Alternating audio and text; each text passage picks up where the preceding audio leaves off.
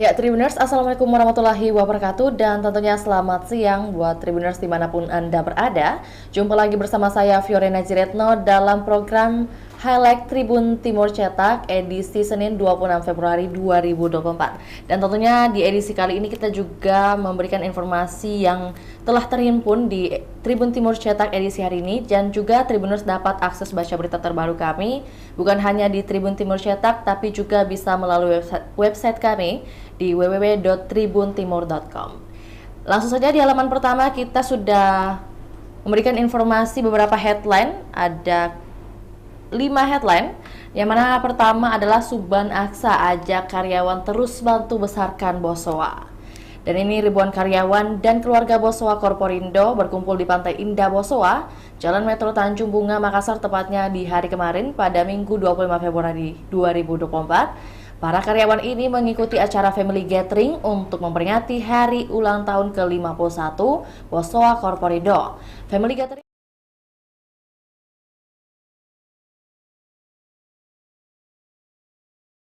Korporindo Sadikin Aqsa, Komisaris Bosowa Korporindo Atira Aqsa, CEO Bosowa Korporindo Subban Aqsa, dan Ketua Yayasan Aqsa Mahmud Melinda Aqsa. Kemudian tentunya juga hadir Ramla Aqsa, Munafri Arifuddin, Reno Junisman, Alexandra Asma Subrata, Karma Juwita Riswana, dan seluruh Purna Bakti Bosowa, jajaran Board of Director, jajaran pimpinan perusahaan Bosowa Korporindo, dan tentunya juga ribuan karyawan. Dan setelah dari informasi hari ulang tahun Bosowa yang ke-51, kita juga menampilkan grafis perolehan sementara kursi DPR RI, di mana masing-masing dari Dapil Sulsel 1 hingga Dapil Sulsel 3. Sulsel 1 akan diisi 8 kursi, dan Dapil Sulsel 2 9 kursi, Dapil Sulsel 3 7 kursi. Saat ini unggul adalah untuk di partai maksudnya untuk di Dapil Sulsel 1 unggul sebanyak 63.863 suara dari Partai Golkar. Kemudian dari Dapil Sulsel 2 unggul sebanyak 104.896 suara.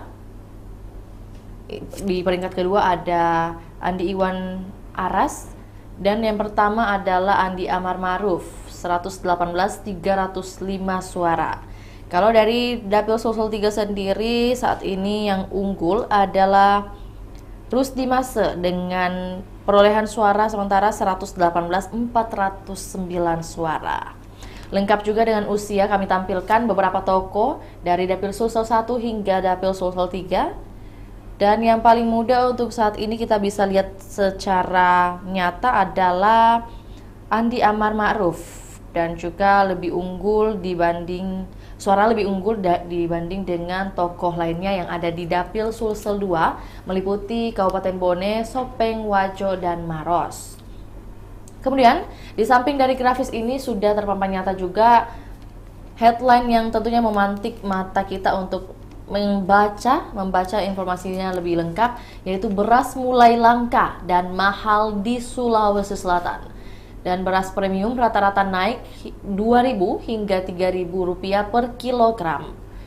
Harga beras di sejumlah daerah termasuk di Sulawesi Selatan melonjak tajam di pasaran. Harga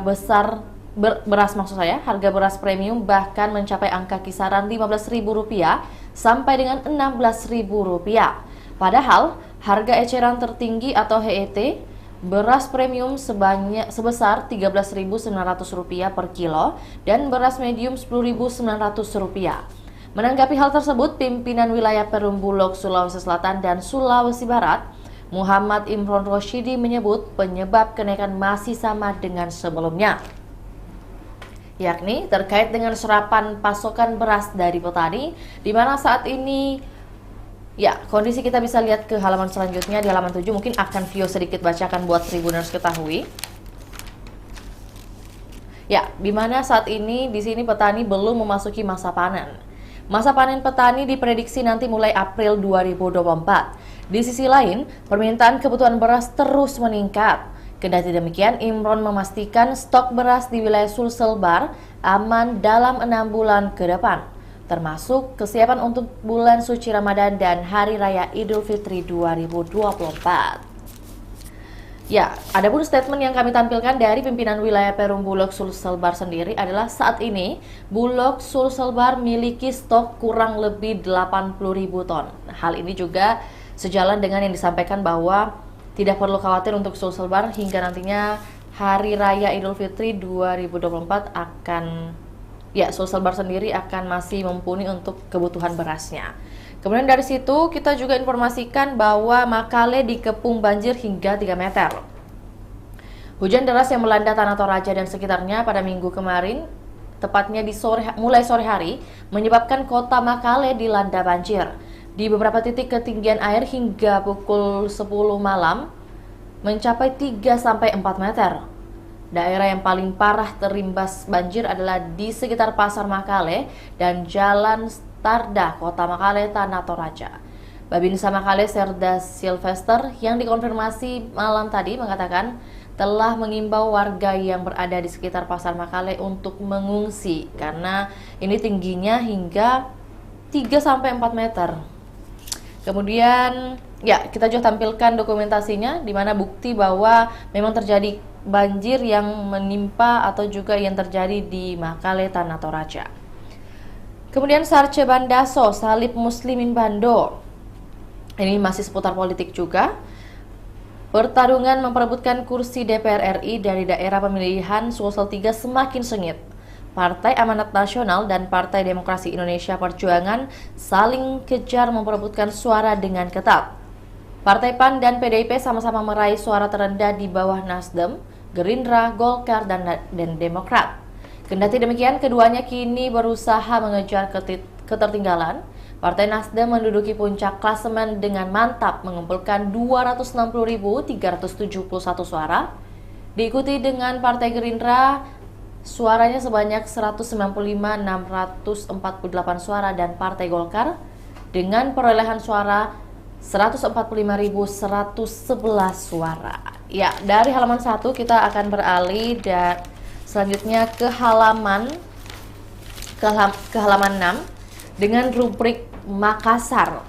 Tentunya ada juga beragam informasi yang kami sajikan dari Kota Makassar, di mana kalau di layar kaca Anda nanti bisa dilihat sendiri perakiraan cuaca wilayah Sulawesi Selatan berdasarkan data 25 Februari 2024. Ya, terpampang nyata di mana berpotensi hujan ringan di wilayah Bantaeng, Bone, Bulukumba, Luwu Timur, Luwu Utara, Palopo, Tanah Toraja, Toraja Utara, dan berpotensi hujan sedang di wilayah Sinjai. Ini untuk pagi harinya di 25 Februari kemarin. Ya, kemudian dari perakiraan cuaca ini kita berlanjut ke informasi Dispora usul lahan area Gor Sudiang jadi stadion baru. Wow, ini informasi yang tentunya ditunggu-tunggu oleh para pecinta sepak bola. Geliat olahraga di Sulsel kian bergairah usai kedatangan Presiden Jokowi. Presiden Jokowi menjanjikan pembangunan stadion baru. Pemprov Sulsel pun mengusulkan lahan di area Gor Sudiang jadi lokasi stadion baru. Lahan Pemprov Sulsel di Sudiang jadi pusat pengembangan olahraga. Kepala Dinas Pemuda dan Olahraga Sulsel Dispora Sulsel, Suherman menjelaskan, stadion baru nantinya akan melengkapi Sudiang Sports Center. Saat ini sejumlah fasilitas olahraga sudah tersedia. Pemprov Sulsel sendiri mempunyai lahan seluas 74,32 hektar di kawasan Gor Sudiang. Dengan luas lahan tersebut, stadion baru ini bakal terletak di bagian belakang bangunan Gor Sudiang. Suherman mengaku sudah mendapat instruksi dari PJ Gubernur Sulawesi Selatan Bahtiar Baharudin. Dirinya diminta melengkapi administrasi terkait pembangunan stadion baru. Suherman kini akan berkoordinasi dengan Kementerian PUPR untuk kebutuhan administrasi dan pembangunan. Sebelumnya diberitakan janji Presiden Jokowi disampaikan ke PJ Gubernur Sulsel Bahtiar Baharudin. Janji Presiden Jokowi ini disambut gembira PJ Gubernur Bahtiar. Pasalnya kerinduan warga Sulsel melihat tim kesayangannya bertanding di tanah sendiri bakal terwujud. Semoga wacana ini bisa segera terrealisasi dan juga tentunya seperti yang disampaikan bahwa kerinduan warga Sulawesi Selatan untuk melihat tim kesayangan, tim kebanggaan, yaitu tim PSM Makassar bisa bertanding di tanah atau di kandang sendiri. Kemudian dari informasi Gor Sudiang akan jadi stadion baru, kita juga menampilkan informasi dari Dinas Pendidikan Makassar. Dinas Pendidikan bakal tambah 5 PAUD negeri dan disampaikan oleh Muhyiddin selaku Kepala Dinas Pendidikan. Tahun lalu kita juga rencanakan 5 PAUD negeri, tapi cuma 2 yang terlaksana. Tahun ini kita alokasikan lagi untuk 5 PAUD. Dan yang sudah bertambah adalah 3 diantaranya merupakan proyek yang belum sempat terrealisasi pada 2023 lalu. Sementara 2 lebihnya merupakan usulan baru di APBD Pokok 2024. Dan Kepala Dinas Pendidikan Kota Makassar Muhyiddin mengatakan kelima proyek tersebut tersebar di 5 kecamatan, antara lain Kecamatan Rapocini, Kecamatan Manggala, Tamanan Reat, Biringkanaya, dan Talo.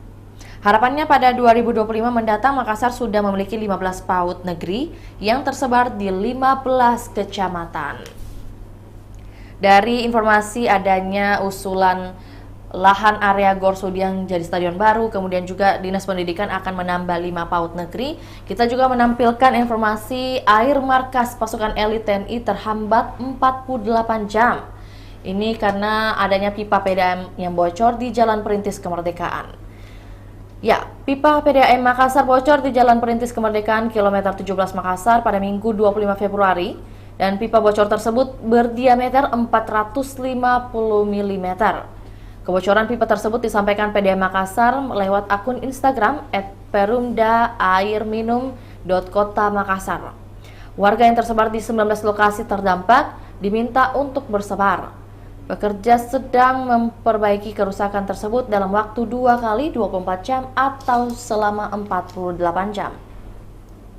Nah, kemudian markas Raider 700 700 ikut terdampak akibat bocornya pipa ini, sehingga air akan terhambat masuk ke markas pasukan elit Infanteri Raider TNI Angkatan Darat ini.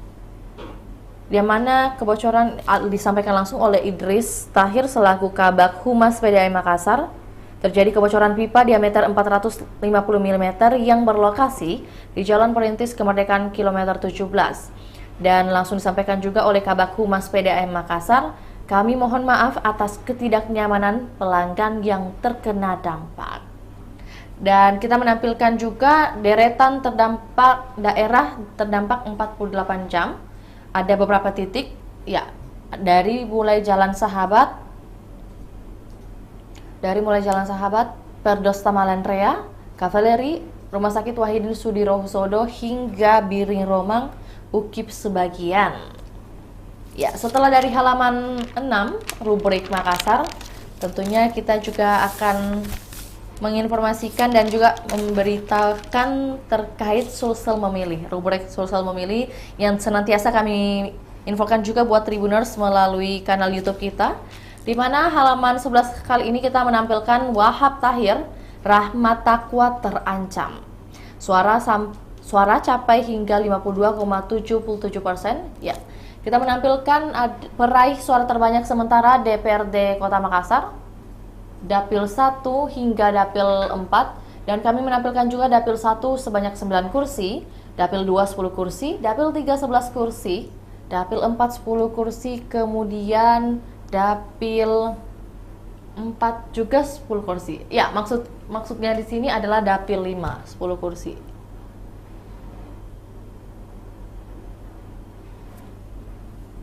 Ya, mungkin bisa Tribuners saksikan di layar kaca, ada tokoh-tokoh diamati terlebih dahulu, ada dari PKB, Gerindra, PDIP, Golkar, Nasdem, dan tentunya ini masing-masing dari unggulan dari partai yang ada di Kota Makassar.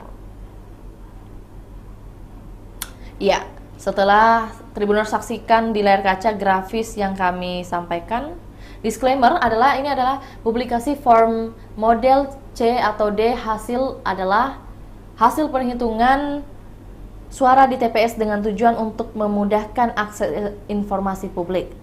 Penghitungan suara yang dilakukan oleh KPPS, rekapitulasi hasil perhitungan suara, dan penetapan hasil pemilu dilakukan secara berjenjang dalam rapat pleno terbuka oleh PPK, KPU Kabupaten Kota, KPU Provinsi, dan KPU berdasarkan ketentuan peraturan perundang-undangan.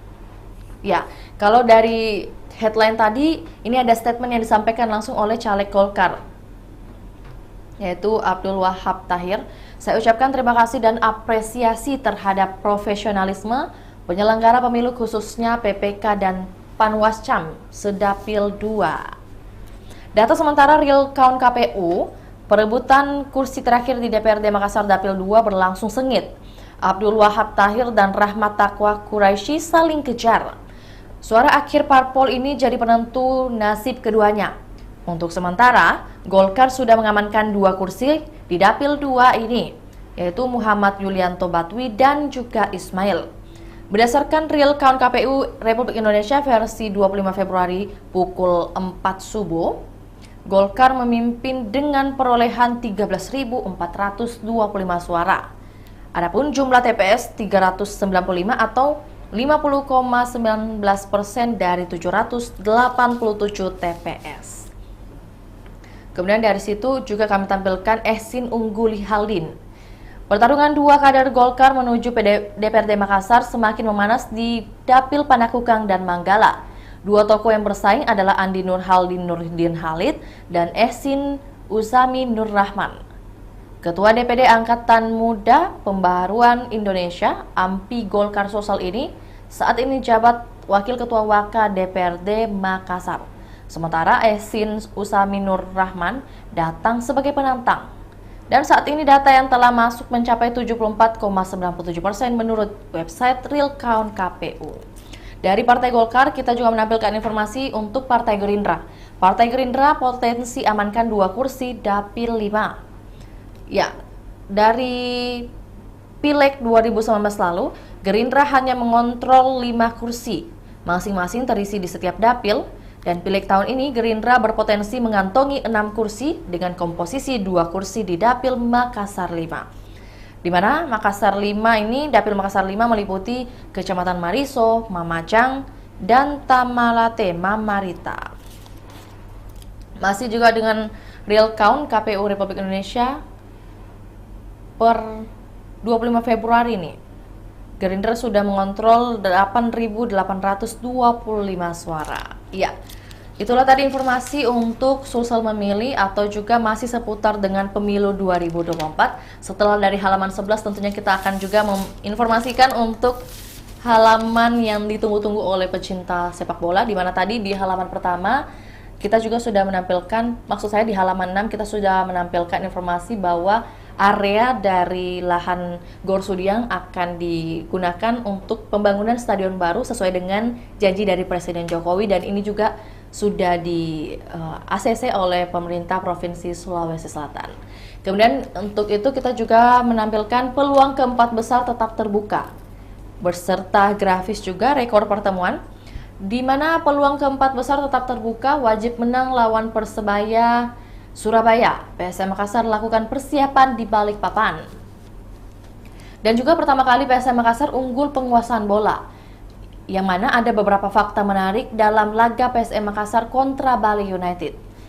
Laga pekan ke-25 berakhir seri 0-0 di Stadion Patakan, Balikpapan pada Sabtu 24 Februari. Kedua tim bermain dengan agresif sejak babak pertama. Jual beli serangan diperagakan kedua tim sampai 90 menit berakhir tidak ada gol yang tercipta. Fakta pertama, pada laga ini PSM Makassar unggul dalam penguasaan bola. Hal yang jarang terjadi bagi tim besutan Bernardo Tavares. Pasalnya, M. Arfan CS biasanya sangat minim menguasai bola. Juku Eja tercatat tim dengan tingkat penguasaan bola paling sedikit di Liga 1.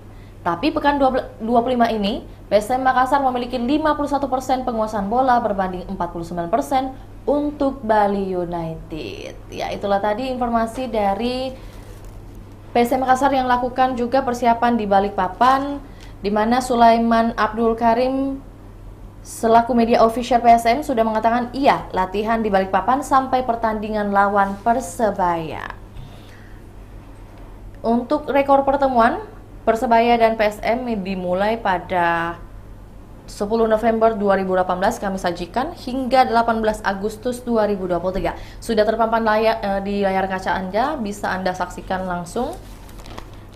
Dan juga untuk Tribuners ketahui, di halaman pertama kami menampilkan barcode yang bisa di-scan oleh seluruh Tribuners untuk bisa mengakses baca berita terbaru secara lengkap mulai dari halaman 1 hingga halaman 16.